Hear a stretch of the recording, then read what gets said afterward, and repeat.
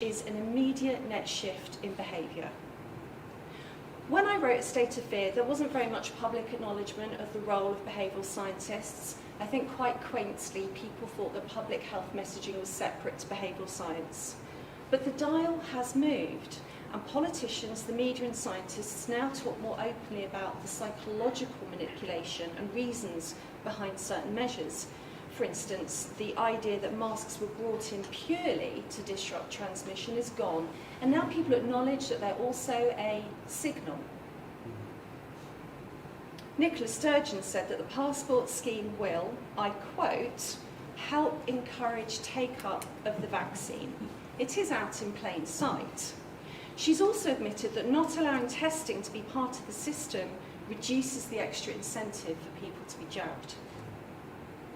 One famous behavioural scientist, David Thaler, has called vaccine passports a perk for those who've been vaccinated. Just a perk. You see, nudgers think that vaccine passports, like all nudgers, preserve choice. You can choose to be vaccinated and access society, or you could choose not to be vaccinated and don't access society. It's your choice. Ideas such as saving Christmas from last year, God forbid, not this year too.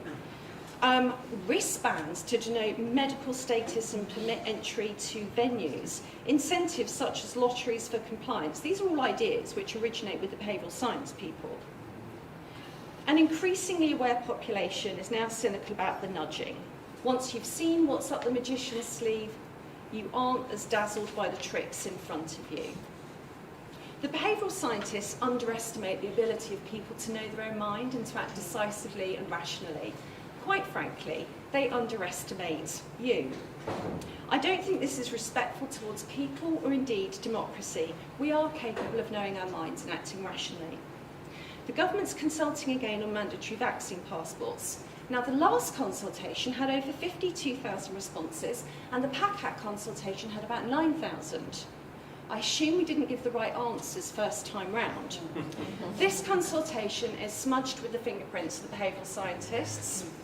It contains questions which force choices in order to elicit the answers they want. There are questions which give no option for a negative answer. It is, quite frankly, an absurd consultation. Vaccination uptake has stalled at 55% in the 16 to 17-year-olds. Now, although I think it's wonderful that Graham says that objections to the vaccine passport surprised the government and they haven't gone ahead, this stall in this age group worries me, and I do fear them unleashing Plan B of the winter plan. Here in the UK, one of the cradles of democracy, fear has created the right emotional temperature for the toleration and even the enthusiastic welcome of increased surveillance, reduced rights to protest and breaches of human rights. This moment is a stress test. The proposal to introduce vaccine passports marks a shift from the solidarity that we were asked to show at the beginning of the pandemic and into an authoritarian collectivism. Vaccine passports are designed to coerce, they're designed to bully people into being vaccinated, and that's not my idea of a happy ending. And I'll leave you to decide whether it's conservative.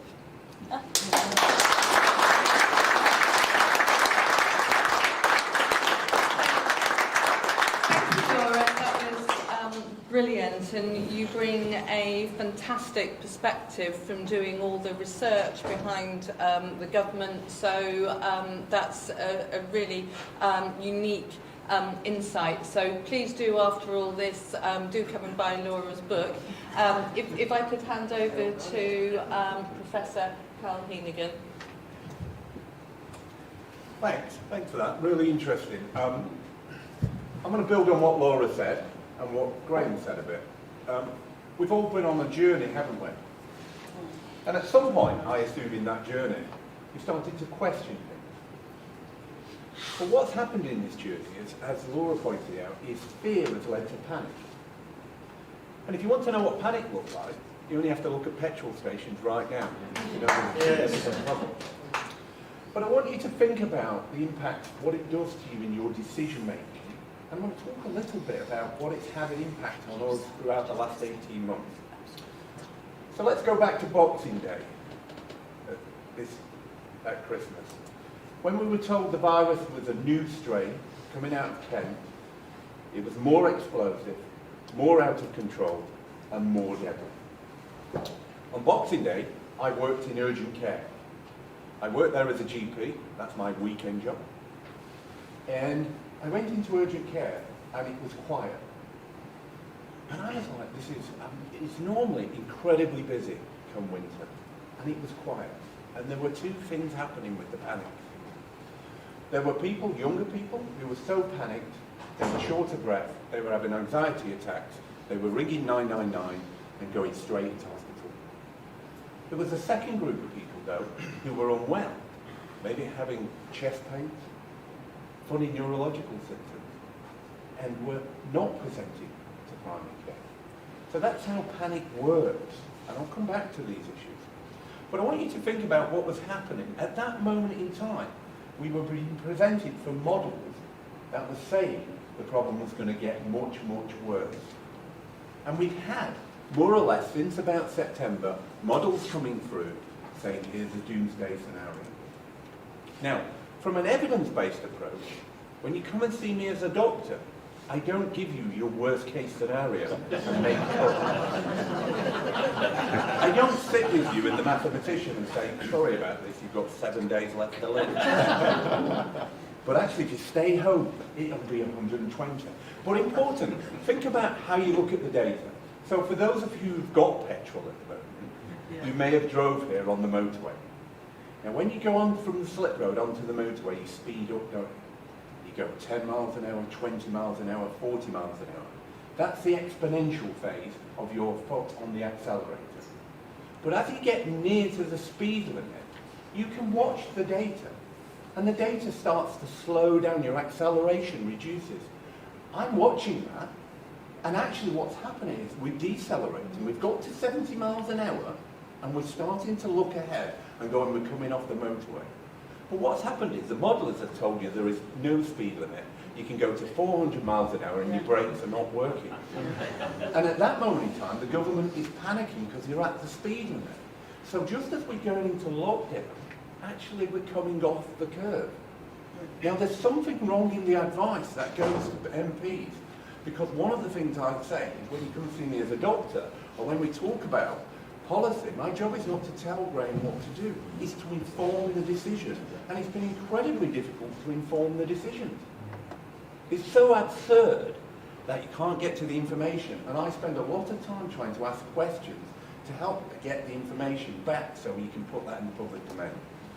Now, let's think about things that lockdowns definitely do not help with. So number one on my list is care homes. I looked on Sunday a week ago trying to work out how many care homes have had outbreaks in England. It's incredibly difficult to do that. It's almost like the data that matters is hidden in individual reports and you have to spend hours putting it together. There are just over 12,000 outbreaks in care homes in England. That's 12,000 out of the 15,500 care homes. It's roughly 75% of care homes I consider have had outbreaks. Now, if you'd have tried to put it into care homes, you couldn't have done any better. It's unfocused protection. Now, excess deaths are about 20,000, which is about 20% of the problem. So you consider, if that's 1/5 of your problem, that's where we need to find a solution. And we talked about the age profile. The government put in 600 million into care homes.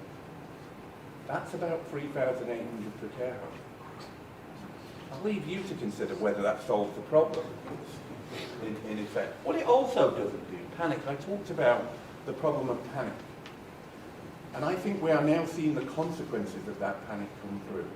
Prevention has gone out the window. Routine care. As I go about, I see lots of problems with chronic diseases who say, I haven't seen my doctor for 18 months.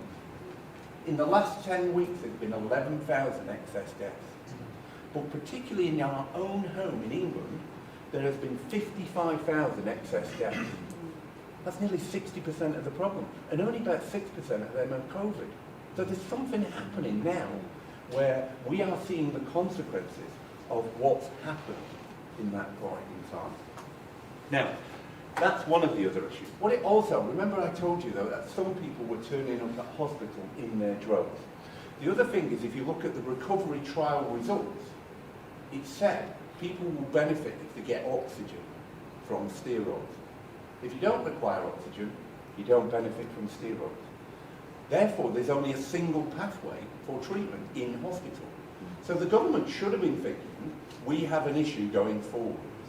That actually what's happening here, we'll need more capacity in acute care beds if we're going to give people oxygen and then steroids. Highly predictable. Now, that issue, in the 25 years I've been in the NHS, the winter pressures has been consistent. In 1997, when I entered the NHS, we were spending about 37 billion on healthcare. 24 years later, it's now going to be in excess of 150 billion. And yet in that time, 57 million people in England, there are just over 100,000 acute care beds. Germany has 3 times as many care beds as us, 3 times as many critical care beds, less than 5,000 for a population of 57 million. So the same pressures are going to emerge this winter as they have done every winter, because we do not have flexible capacity. The interesting issue about Germany as well is it has much more community beds. So many of the elderly population that I see do not need to go into a high-tech bed. They need to go into a community bed where they get support, get nutrition and a little bit of oxygen if required, and good basic care.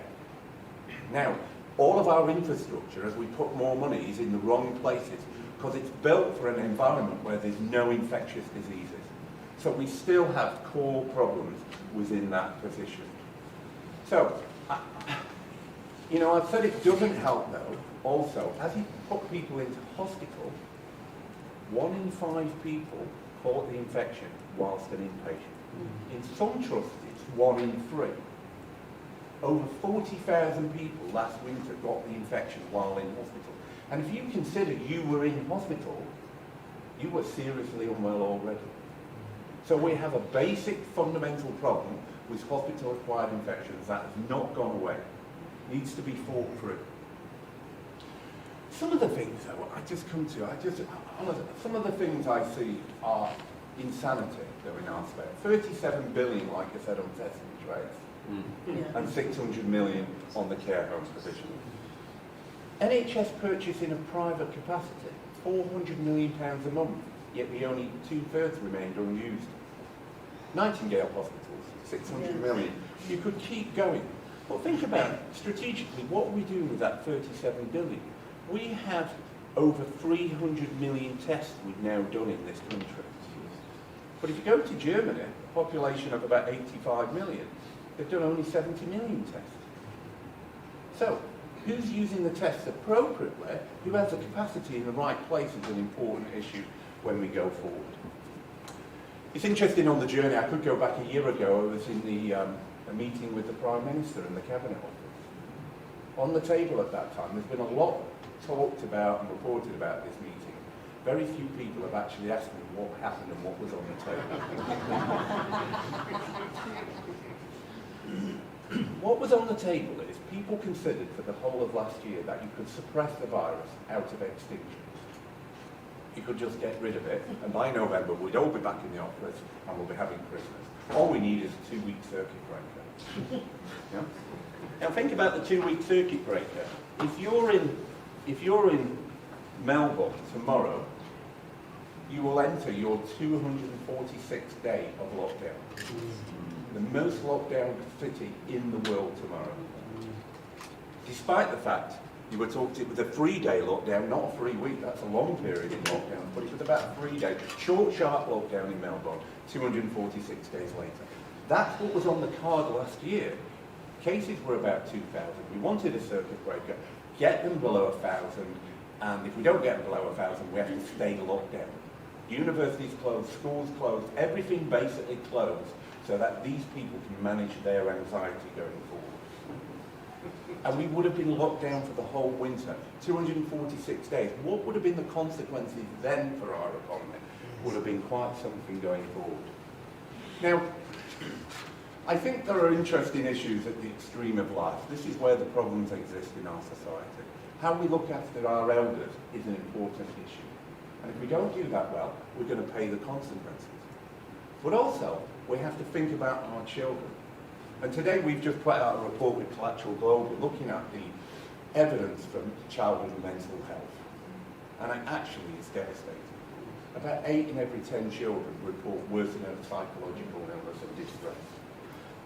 Depression rate, 40%, anxiety, 35%. Devastating numbers when you think about it.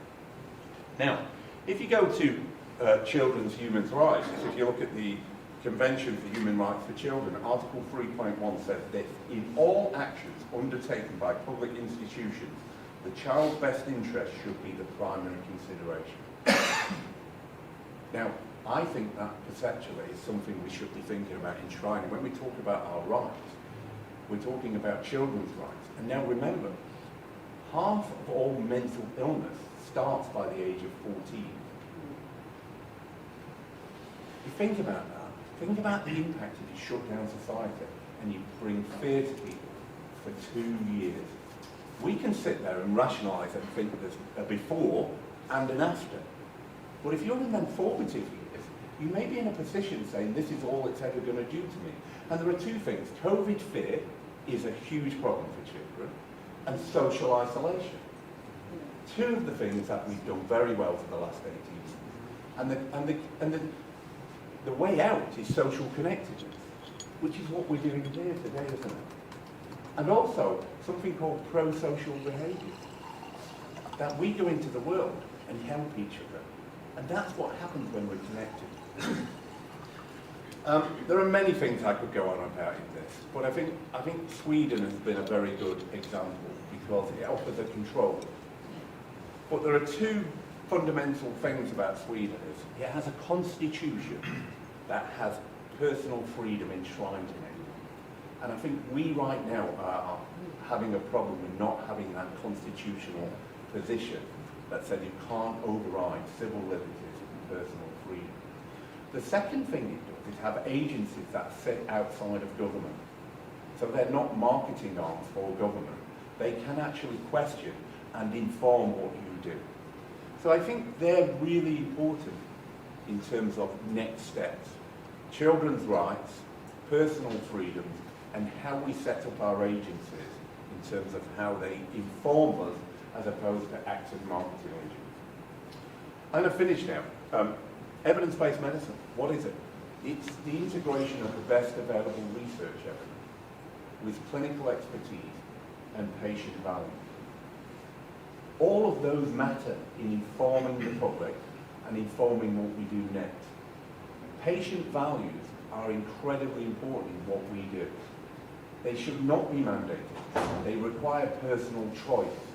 And I think that's where we're at in the world. And it's important now we are able to inform you as a society, but also our members of parliament so that they can make the right decisions for us. Thank you very much.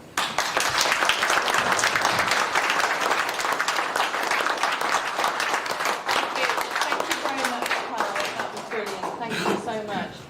Alan, over to you. We're just on a bit of a schedule for time. There we go. I'm not trying Well, to thank you for coming early, and I heard that some people were in the pub earlier. It's exactly the right place to be, and I think it's very important. Wherever you stand on the question of freedom, whether you happen to think it's about virtue and Edmund Burke's position in the questions of Rousseau and the Enlightenment, or Locke and Hume and Mill, these questions don't seem to be debated anymore. And I think that we've had a really brilliant set of presentations. I'm going to focus a little bit on business and culture. No better place than in Manchester and the Science and Industry Museum, heart of innovation, heart of transforming society through business, through taking risk, through experimenting, all things that are now suffocated. It seems that today many people are disdainful of risk and experimentation, of business and enterprise, and of us, the public. And I think that's where the big issue is. It didn't start with a response to COVID, but I think a lot of the trends we've seen in the last few years, a decade and a half, around things like suffocating the public, when in doubt, regulate, and also things like the nudge unit have all been amplified on steroids, and we've seen a kind of perfect storm to the cost to freedom and liberty. So, 3 quick quotes. Charlotte Bronte on Jane Eyre. I'm a human being with independent will. It seems today the idea of personal responsibility and liberty is seen in a contemptuous way. We've got Orwell's much used one. It seems today that when words are used, Freedom Day, with vaccine passports being mandatory, or perhaps not mandatory, now they're going to be in reserve with Plan B. It seems that language itself is being compromised in a way that really eviscerates trust with people. And Winston Churchill set the people free with the demand to end national ID cards. This is a presentation that I put together, which was mixed with something that I presented to Manchester and I've presented around the world at different cities when I explain about the impact nightlife and business and culture has on cities in transforming it. And I want us to all think about the implications, the practical implications, as well as the questions to our liberty of things like show me your papers when you get to engage in society and what it means. What makes a great city? A robust, dynamic, creative place where we all come together, where we meet friends, where we meet new people, where the next inspiration is born, whether it's on the dance floor, whether it's at an outdoor space. If you think about the great night markets in Asia, where you have a really dynamic experience, and if you think about experiences like the Olympics, and my point would be that the government could have turned around for Freedom Day and said, let's have a new Olympics where we all come out together, let's be open for all, we've done it, we've cracked it, now let's have dynamic business and let's get back and really put best foot forward. And instead we have a risk-averse, overly cautious, suffocating response, it seems to me. The nighttime economy lights up our streets, creates hubs. And it's one of the, it's the 3rd biggest sector if you combine it with all of hospitality in the UK. Manchester, again, we don't have mines, we don't have cotton mills, we don't have shipbuilding, but we do have culture and innovation. And this is one of our great exports. It represents 8% of employment in the UK, 70 billion per annum, 300 million visits after 6 p.m. This is not just messing around behind the bike sheds. This is 1 in 4 young people end up working in hospitality and nightlife, and we've seen the most devastating impacts. Over 15,000 venues have closed, hundreds of thousands of jobs have gone, and this constant discussion about they'll just be for nightclubs and venues is another disdainful representation, not only the mission creep, but the very idea that, that activity, who'd want to do that? We wouldn't have London Fashion Week if it wasn't for the dance floor and nightlife. We wouldn't have Ian Schrager hotels if it wasn't for the dance floor. We wouldn't have a range of secondary and tertiary businesses were it not for our great hospitality and the impact on retail and developing regeneration projects. I've done a lot of work with the police. I'm not going to play this because it takes a few minutes, but this was just a couple of years ago before lockdown. And the superintendent at the time, who's done a lot of work at the Met, is now chief superintendent, makes many points. One of the points he makes is that during the terrible terror attacks, it was people in hospitality and the members of the public who bravely intervened, as well as first responders. And he makes the point that a good marriage can be based on this thing. Coming together is important, working together is good, but staying together is success. And the point is today, if you think about the start, we had a very erudite representation of the trajectory of where we were. At the start, if you think about how the public engaged in this, people volunteered, they were very wanted to be involved, and the public was shut down. And not only were we physically locked down and isolated, but the whole sense of the civic spirit of citizens wanting to help one another and be out there, responsible, dynamic, intelligent. Instead, the nudge approach, that you don't engage with the public, they're somewhat contemptuous and stupid. We've seen this in previous debates. There's all these nasty words about people, whether you call them, words like gammon or Karen, or whether you say co-idiots, but they're slurs, the idea that we're this nasty, nebulous group. Not that we're friends and neighbours and active citizens and business people or people who are working in the care sector that are able to be responsible and have a really important impact in society. So I remember that's the thing about working together. We're going to click on to the next one. Just a little thing about, I'm going to take you through a few quick cities because I think all of this reiterates like kind of the problem with the approach of the idea of having a show me your health papers society. Amsterdam has 800,000 residents, but it has 18 million visitors per year. All of that's predicated on a robust dynamic interaction, people generating money, meeting new people, travel, all of these things that bring success to a city and to a country. Berlin, another great example of how music and culture has transformed that city and had an enormous impact. And people have actually moved there and set up businesses there, and it's been really, really important. When we work together, what that really means is seeing that the public are all part of that experience. It creates jobs. And I want to say one thing about the public health agenda. In my work around the nighttime economy and licensing and advising mayors and local councils up and down the country, talking to the Home Office and others, there's this kind of language that public health approach has taken that's tried to push from a policy point of view, which is to suffocate licensing. It's to use words like antisocial behaviour and alcohol-related crimes. Alcohol, well, 2,000 years of culture where wine, where we celebrate, where it's births or deaths of marriages and arrangements. Again, the whole idea is that we are out of control. Citizens are not to be trusted. And of course you have a few, let's just call them bad apples that behave badly, but the vast majority of people in society are responsible and can conduct themselves well. But the narrative, the public health narrative has been, you can't trust them, when in doubt regulate, no late licensing, stop it, shut it down, and they use the language of public health. So I kind of was a little bit forewarned with this. So I saw some of this language then, and we begin to see it in the approach to lockdown, and this whole kind of idea that we can't be trusted, we can't be engaged with, we're not going to win hearts and minds, we're going to kind of impose these blunt tools, of which show me your papers is one of the worst. I was involved in a project called the Old Truman Brewery, which went from a no-go zone to like the world was basically used as an example of regeneration globally. And all of that, again,